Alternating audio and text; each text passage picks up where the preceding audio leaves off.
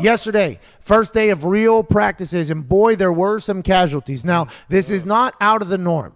A lot of people will say this is out of the norm because of the quarantine and because of the no OTAs and the no workouts. So they're going to assume that the players were potentially not ready for training camp. But this does happen every single year. Now, granted, this year, the amount of people and the stars that got hurt, a little bit alarming. But injuries are something that happen whenever people get back into physical contact, whenever they're not used, their body's not used to having it for, 5-6 months. Yesterday, there was a litany of players that ended up getting hurt. Wide receiver Jalen Hurd from the 49ers out for 2020. Cowboys D tackle Jared McCoy tore his quad out for 2020. Bengals cornerback Trey Waynes, the first time the Bengals really went all in the offseason in free agency. They spent money.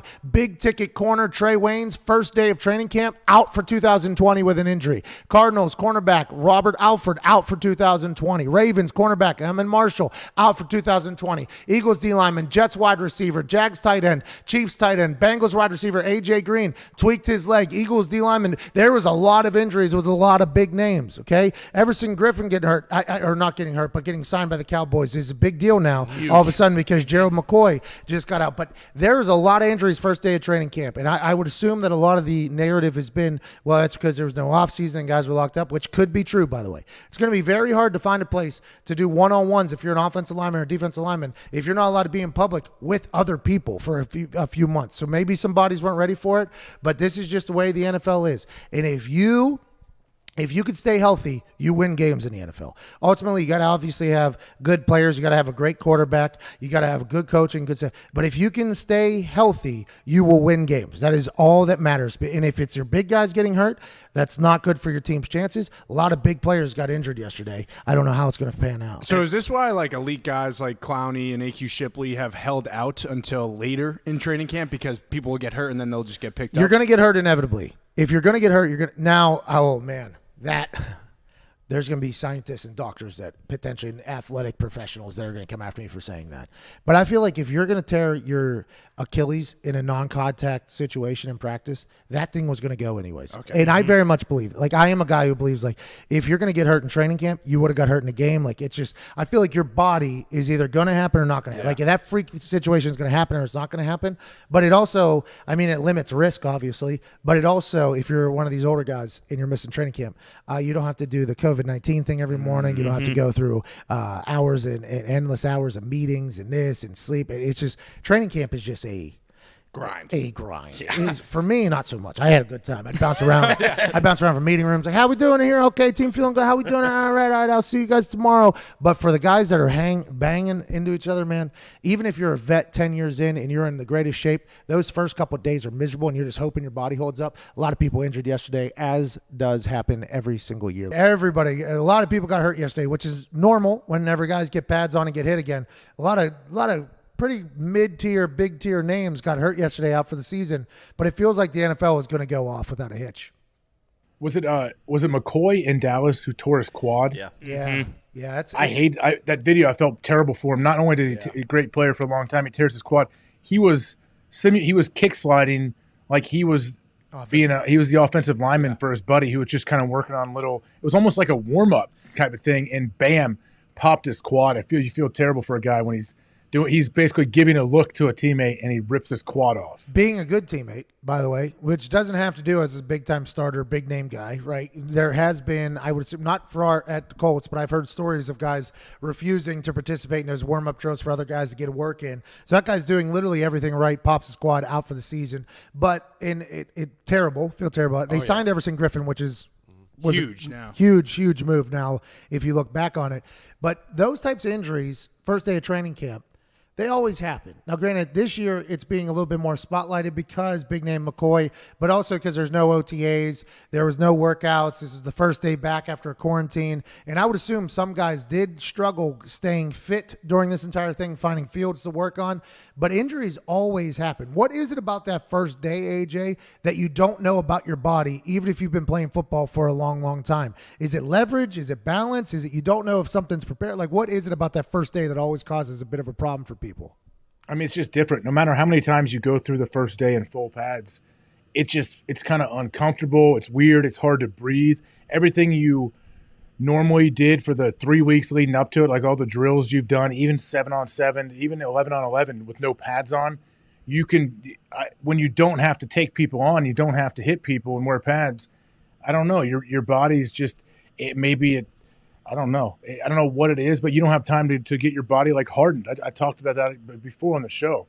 After 10 days or so, you kind of sink into your camp routine where your legs are dead and everything, but you kind of get this second wind and you can roll. But those first like 7 days, it's a battle for everybody, especially the older you get.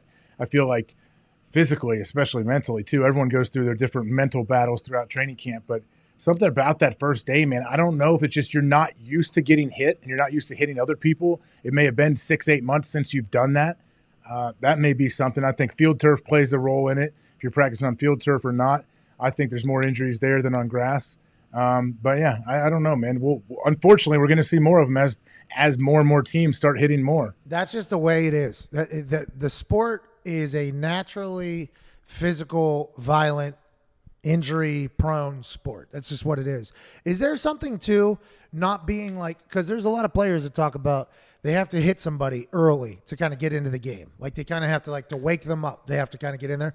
I would assume first day of pads, like I don't want to say you're not like alert or awake, but until that first hit, I would assume that there is some, I don't want to say jitters or nerves, but you're not really in it until you hit somebody. He didn't even get a chance to hit somebody. It looked like that was in a warm-up drill.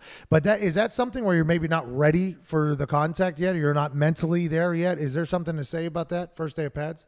Absolutely. I don't know if you're nervous, but I think everyone's kind of anxious. Like, okay, when we do our first inside run period, which is, for any people that don't know, inside run, 9-on-7, whatever you want to call it, they're going to run the ones-on-ones, twos-on-twos, threes-on-threes. You're going to run reps through and through where the offense is going to practice like their core running plays at you for that week. And you don't know that first time. You know, like, Pat, I'm sure you got to watch it from the outside. Oh, yeah. When the coach blows that whistle and you're doing your first either 11-on-11 team drill or 9-on-7 inside run where you know there's going to be some banging, like the whole place gets alive and everyone comes around. They like to watch. So, yeah, all the players out there, too, they're all trying to kill each other, but they want to get that good first shot in, too, and you don't know how it's going to feel. It does. Like, no matter how many times you do it, it's still different. Every single time, the first day is always way different, and sometimes you're like, damn, man, I know.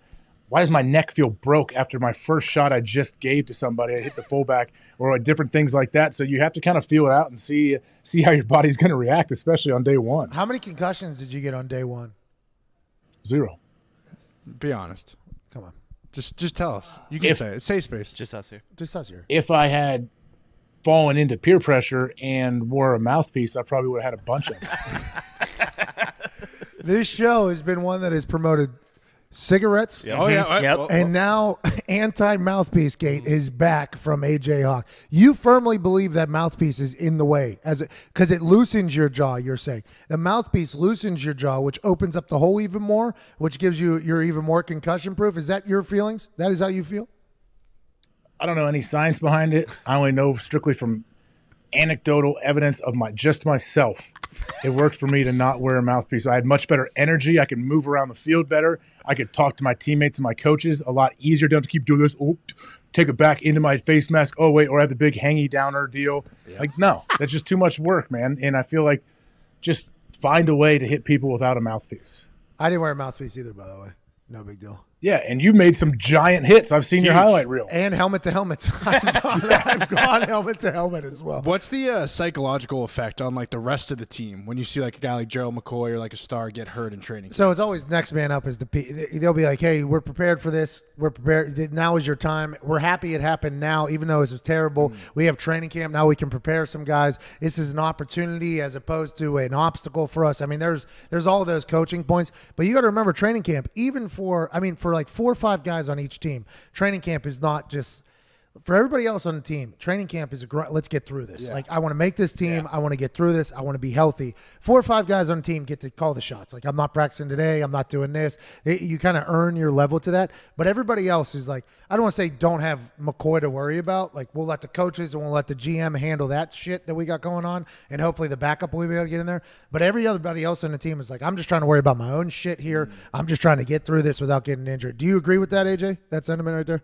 Yeah, I agree with you. It scares you a little bit, especially when you see a stud like McCoy go down. It does make you worry. And then there's always a handful of guys that are like, oh man, that dude is so lucky. He doesn't have to wake up at 5 tomorrow, get a piss test, and come out and do goal line with us. Unfortunately, there are people, Pat, that don't love the sport. They just love what football brings them, or say they were born an absolute freak and it's just what they're good at and they just play. Like there's plenty of guys like that. And a lot of guys. And I remember there was one coach we had in the NFL, and he would it was a special teams coach. I'll say an assistant.